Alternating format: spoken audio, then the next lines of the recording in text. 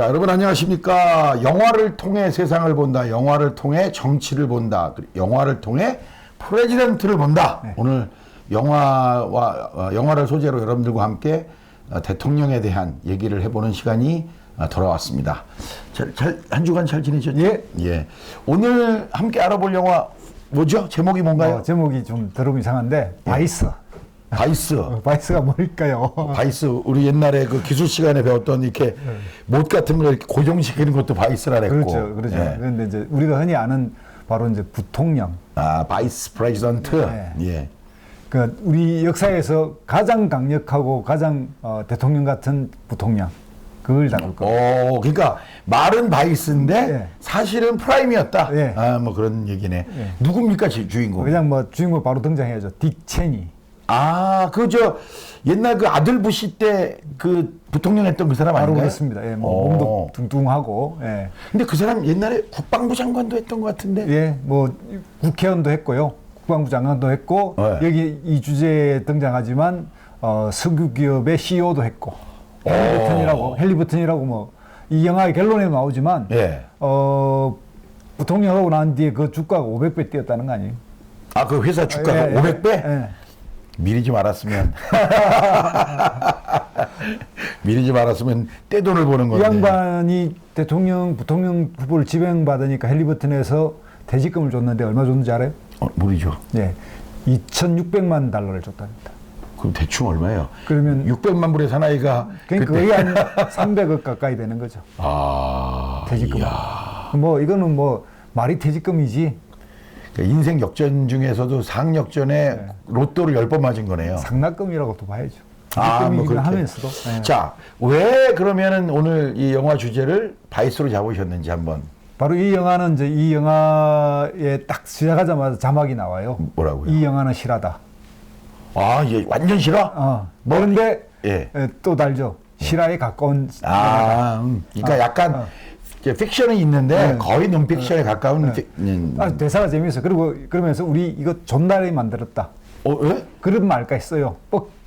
뻑이란 말. 뻑이란 말. 말도 대사 저 자막에 나와요. 오. 이 영화를 만든 데가 이제 조금 더 올라가면 뭐냐면 빅쇼트라고 하는 영화가 있어요. 네네. 그 미국의 2008년 금융위기에 예. 미국에서 떼돈을 번 사람들 이야기예요. 그러니까 미국이 망했지만 개인은 개인은 이 사람들이 뭐냐면 주가가 엄청나게 하락할 거다라는 걸 예측해서 우리가 공매도 공매도. 빅쇼트 바로 공매도인데 이 공매도에 성공한 사람들 이야기를 다룬 실화 영화. 그러니까 공매도라는 게 주가가 떨어지면 돈 버는 그만큼 엄청나게 돈 버는 거죠. 이제 만약에 이게 만약 거품이 올라갔다는 걸 근데 이 사람들이 계속 2년 연속 근데 다 아니라고 하는데 긋다가 몰빵을 했는데 결과적으로는 그냥 대박이 나버립니다. 그걸 실화를 영화로 만든 사람들이 제작을 했거든요. 네. 자, 그러면은 이 영화를 이제 선택하셨으면 분명히 우리가 이 영화를 통해서 뭔가를 봐야 되는데 이게 순서를 좀 바꿔서 그렇죠. 도대체 이걸 왜 선택하신 거예요? 그러니까 미국 정치에서 파란만장한 정치가 있었던 게 바로 2000년 부시 때잖아요. 아들 부시 때. 그렇죠. 아들도 2000년부터 2008년 예. 이 기간인데 여기에 8년을 부통령을 했으니까 이 부통령의 부시에 이제 부통령 딱 떠오르면 우리가 2001년 9.11 그렇죠. 9.11. 예. 그때부터 해서 뭐 전쟁을 걸프전. 걸프전 일어나잖아요. 그걸 불커전이라고 부르지 않고 아프가니스탄 전쟁, 이라크 전쟁이라고 부르죠. 2차 그 전이었구나. 아버지 부시 때구나. 맞네. 걸프전이라고 부르고. 그러니까 그런 전쟁을 주도하면서 미국의 온갖 이제 신자유 정책의 이제 끝판왕이라 할 수 있죠. 그러니까 뭐 규제 철폐하고 네. 세금 여기 이제 재밌는 이야기 몇 가지 있는데 네네. 하나는 상속세를 그러니까 소득세를 내는 상속세를 사망세라고 불러서 사람들이 사망세 죽었는데 돈 내야 돼? 이런 식으로 해서 보수주의들이 그 돈을 낮추게 하는 그걸 만들고 우리가 지금 많이 쓰고 있는 말 중에 하나 지구온난화라고 하는 말을 굉장히 많이 썼는데 어느 날 지금도 그러지만 기후변화라고 쓰잖아요. 네. 그러니까 온난화는 너무나 무섭다. 그리고 이거는 막 사람들이 막 찬성하고 이거 없애는 막 온난화를 막아야 된다는 하니까 그냥 그렇게 부르지 말고 기후변화라고 부르자. 이런 걸 주도한 양반이에요. 그 얘기 저 대충은 이해해요.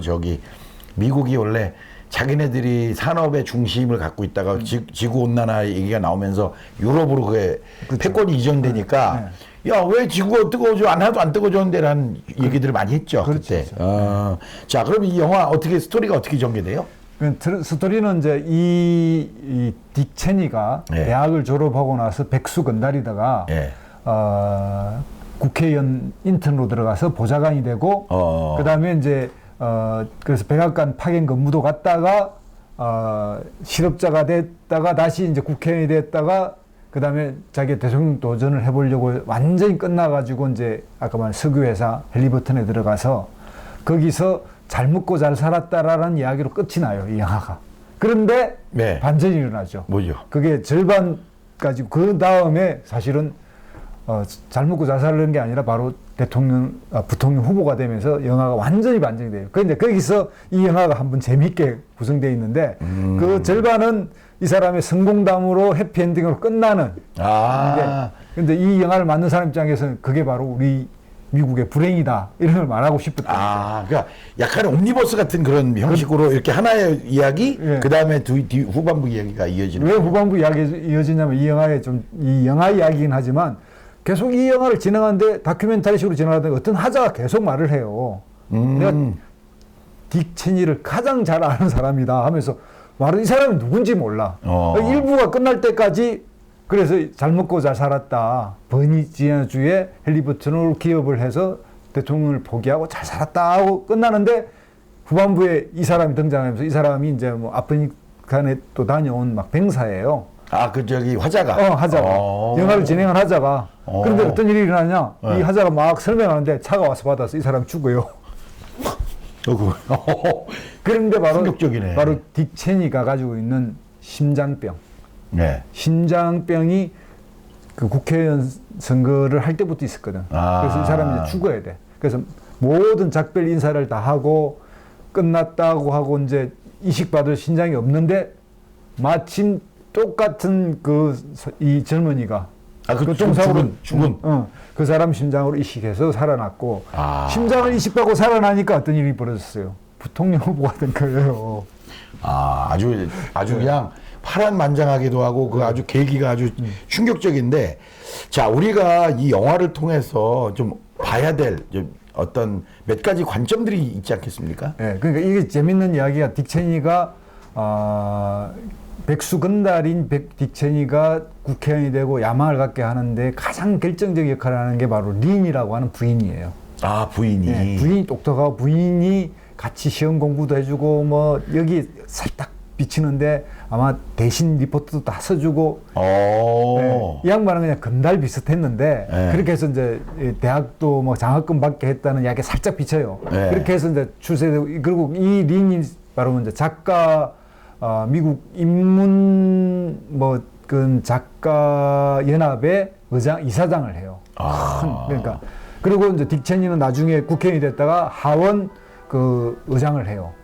그 봉화당 하원 의장을 해요. 네. 그러니까 그만큼 이제 같이 이제 성장했고 하나가. 두 번째는 뭐냐면 역시 줄을 잘 잡아야 되는 거예요. 딕 체니가 의회 인턴으로 들어가 가지고 우리가 알고 있는 럼스펠트 국방장관인가? 그렇죠. 예. 부시 때 국방장관을 했고 닉슨 때도 해요. 그 전에? 이 사람이 최연소를 해요. 그리고 딕 체니도 최연소 수석, 그러니까 청와대 수석을 하는 거예요. 그러니까 수석보좌관. 수석보좌관. 그 두 사람이 최연소, 이 두 사람이 짝이었는데 그게 국회의원과 인턴으로 만나서 둘이 짝을 이루어서 그 닉슨 시절에 이제 유명해져서 럼스펠트하고 같이 컸는데 나중에는 자기가 부통령, 럼스펠트가 국방장관이 되죠. 근데 일반적으로 제가 지금 아는 미국 대선 과정을 보면 막 경선을 하다가 한 중반 후반쯤에 가면 부통령을 지명하지 않아요, 보통 일반적으로? 아니요. 처음부터 이렇게 뛰나요? 후보가 확정되면 지명해요. 후보가 확정되면 지명한다. 그러니까 우리 당에서 전당대회 직전 후보는 확정돼. 그러니까 한 달 반 정도 시간이 있거든요. 보통 한 7월쯤 끝나는데 8월 말에 전당대회 하는데 약 한 달 반, 두 달 기간에 이제 후보를 지명하죠. 그러니까 부통령 후보를. 부통령 후보를 지명하죠. 그러면 지금까지 우리가 흔히 알기로 저도 이제 군 생활에 보면 뭐 지금도 있는지 모르겠는데 그때는 부대대장이라는 게 있었어요. 예, 소령이었단 말이에요. 근데 그때 우리 사병들 사이에서도 뭐였냐? 야, 쟨 인사도 하지 마 그랬거든요. 왜냐면 부자 들어가면 그냥 시간 때우다가 제대하는 사람 이렇게 인식이 돼 있단 말이에요. 그 미국에서는 정말 부통령은 그냥 스페어 타이어입니다. 타이어가 빵꾸 났을 때만 교체되는. 그 전에는 할 일이 하나도 없어요. 정확하게.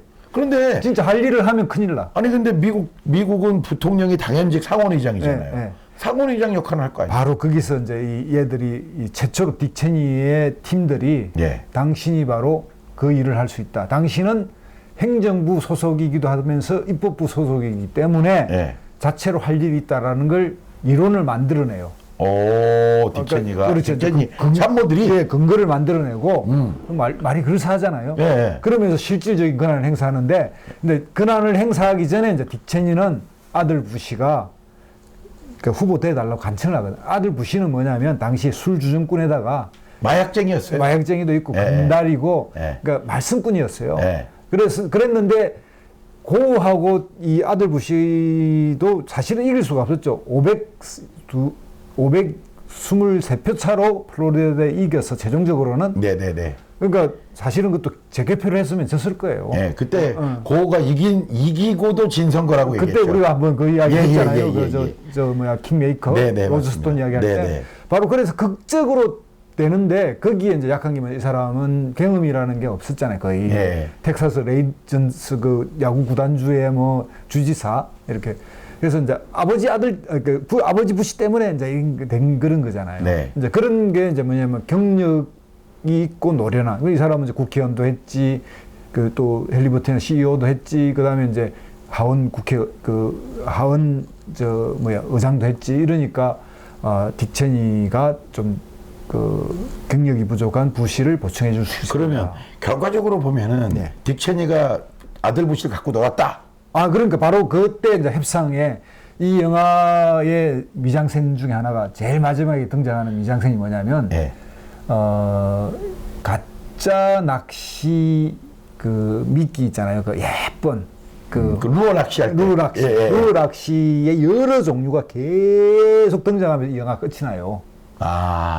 그런 상징으로. 그러니까 뭐냐면 그리고 딕 체니가 낚시하는 장면이 시작할 때 나오고 뭐냐?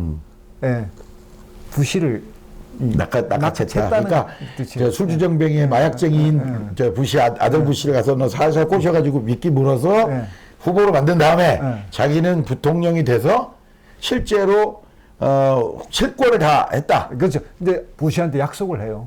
그러니까 관료를 통제할 권한을 줬으면 좋겠다.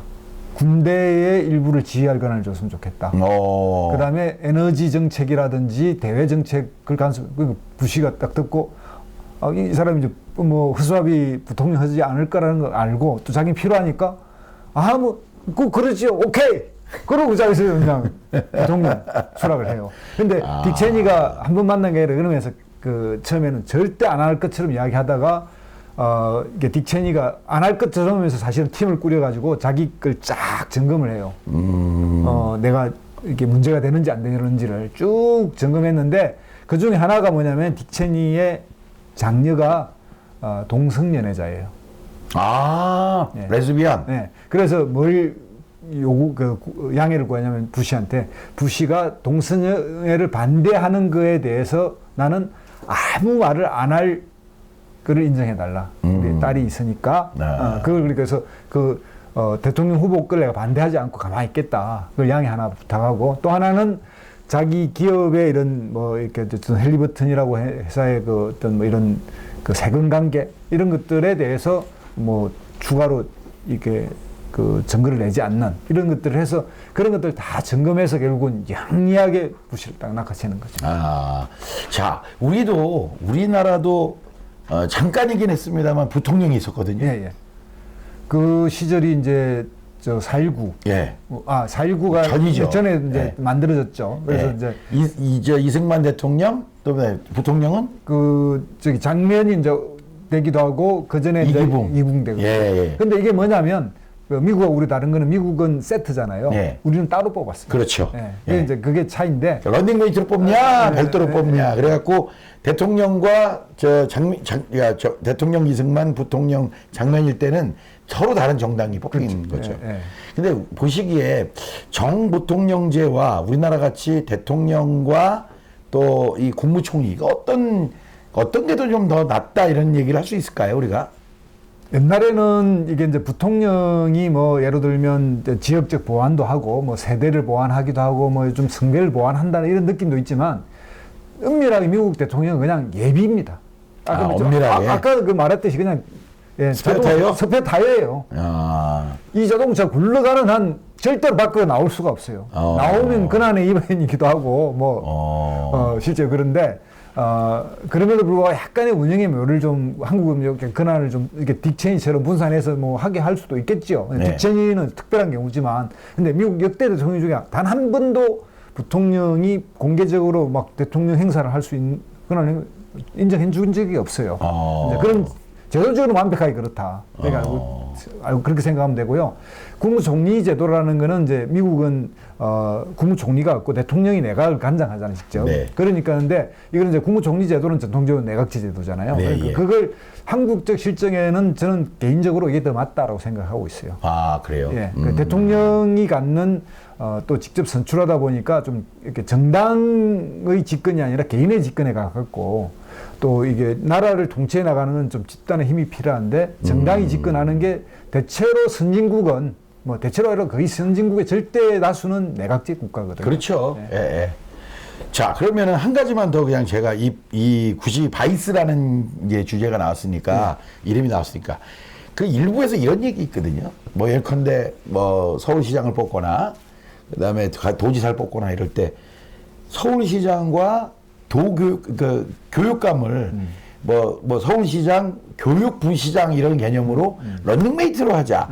이렇게 해서 좀 하면 어떠냐, 이게 좀 합쳐보자, 이런 거는 어떻게 생각하세요? 그 점은 이제 이렇게 생각하는데, 첫째, 지방정부를 네. 완전히 구성할 때, 네. 지방정부, 우린 지금 단체라고 부르잖아요. 네, 말도 안 되는 이야기예요. 그렇죠. 지방정부를 단체라고 부른다는 건 정말, 이건 바로 헌법을 바꾸서라도 빨리 이제 이게 이런 명칭을 바꿔야 될 거고, 헌법이 안 바뀐다면 법률로라도 좀 보장을 해야 되지 않나 네, 네. 생각이 드는데, 그걸 구성해서 내각처럼 운영할 때, 이제 교육이 그런 내각적 들어와 있죠. 들어와 요소로 봐야 되느냐, 아니면 이제 미국인 모르면 이제 검찰총장이라든지 이걸 따로 뽑잖아요. 네. 그러니까 그런 게 좋으냐. 약간 견제와 균형시로 이제 이렇게 이제 감사원, 그러니까 미국의 이제 그 회계 감사원과 검찰총장이나 뭐 판사나 이런 걸 따로 뽑는 형태와 이제 같이 통합하는 게 좋느냐. 이거는 약간 그 나라의 이제 전통하고 연결돼 있다고 봐요. 그래서 어느 것이 좋다고 할 수는 없고, 그러나 이제 이걸 운영해 갈 때 우리는 교육자치 이런 말을 막 해가지고, 자치는 이제 독립, 자치 이런 게 워낙 좋은 말이라서 네. 그 방향으로 좀 가고 있는 것 같아요. 자, 그러면은 이 바이스라는 영화, 우리 시청자들께서 이 영상을 보시고, 야, 이거 한번 봐볼까? 요때 무엇을 중심으로 봐야 될지 한번 정리를 한번 해주시면 좋을 것 같아요. 정말 정치를 좀 좋아하거나 정치에 이렇게 그 관심 있는 분들은 이 실질적인 대통령 역할을 한 딕체니의 그 용병술, 그 자기 사단으로 800명을 집어여버려요. 백악관과 뭐 이런 국무부나 이런데. 부통령이? 예. 이야. 그리고 핵심들을 다 자기 사람 꼽아요. 뭐 안보 보좌관 이런 사람 다 자기 꼽고요. 그 딕체니와 럼스펠트 짝이 이제 누구한테 옛날에 당했냐면, 닉슨이 그 가정했던 그 뭡니까, 중국 대탕트를 했던 키신저, 헨리 키신저한테 밀렸던 사람들이거든요. 네. 네. 헬기 옹문파고 좀 강경파. 네. 그러니까 이제 그 이후에 이 짝을 가져와서 이제 자기들이 밀어붙이고 이러니까, 그리고 이제 그 영화에서 등장하지만 이제 9.11 딱 나고 나서 9.11이 났을 때 부시는 뭐 플로리다인가 어디 가 있었고요. 네, 맞아요. 딕체니는 이제 이 백악관에 있었거든요. 그 초등학교 무슨 그 뭐 행사 있었잖아요. 그렇죠. 예. 딕체니가 그냥 지휘를 다 해버려요. 대통령 허락도 안 받고. 오. 그때 이제 보면 흑인 하나가 나오는데, 그게 콘도롤리스 라이스인데. 예. 그 여자가 대통령 허락을 받아야 될 거야. 그냥 뭐 들은 척도 안 하고 그냥. 그 영화에 그런 장면이 그건 나옵니까? 나오죠. 그리고 자기 그 법률 변호사하고 이 권한, 대통령 권한을 내가 행사해야 되는 건지 어떤 건지 상상이 다 해가지고 그냥 해버려요. 아, 그 영화에? 그런데 이제 그런 거에서 그때부터 이제 실질적 대통령을 했다. 그리고 이제 아프가니스탄 치게하고 이라크 석유 확보하기 위해서 이라크 전쟁을 일으키는 이런 거를 딕 체니가 다 했다. 그리고 미국 그때부터 고문하고 그래서 대통령 권한을 전쟁 시기에는 무한정 사용할 수 있고 이런 이론을 만들어내고 이런 걸 딕 체니가 다 해서 현대 미국의 약간 대통령, 개물적 대통령을 만들어낸 그런 원흉이다. 이런 걸 이제 증명해주고 있죠. 그걸 중심으로 보면 된다. 그렇죠. 예. 자, 오늘 여러분들과 함께 다뤄볼 얘기, 바이스라는 이제 제목인데요. 내용은 미국 역사상 유일하게 실질적인 권한을 행사한. 휘두른, 제가 볼 때 행사한 게 아니고 거의 휘두른 딕 체니의 얘기. 사실 저도 딕 체니가 그런 역할을 했는지는 오늘 처음 알았습니다. 여러분들도 한번 뭐 유튜브나 또는 뭐 넷플릭스에 혹시 올라와 있나요? 맞아요. 아, 올라와 있어요? 예. 아, 그러면 한번 여러분들 주말에 이 영화 보시면서 미국 정치의 이면, 야, 부통령도 이런 역할을 할 수 있구나. 이런 것을 한번 그렇죠. 느껴보는 계기가 되셨으면 좋겠습니다. 오늘 영화를 통해 정치를 배운다. 영화를 통해 프레지던트를 다뤄본다. 오늘 시간 여기서 인사드리도록 하겠습니다. 고맙습니다.